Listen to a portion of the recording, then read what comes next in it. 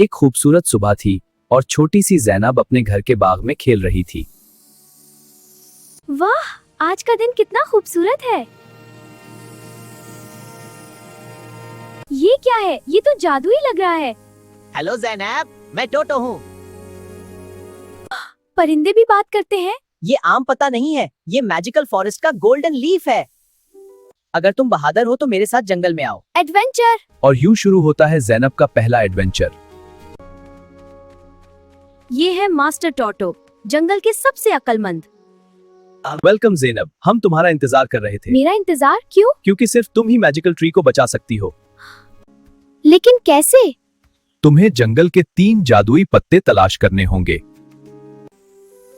Hello मुसाफिरों, कहाँ जा रहे हो? हम गोल्डन लीफ ढूंढ रहे हैं। मैं तुम्हारी मदद कर सकती हूँ, लेकिन एक शर्त है। क्या शर्त? पहले मेरे साथ पजल गेम खेलना होगा। Challenge accepted. तुम वाकई बहादुर हो। ये लो पहला मैजिकल लीफ।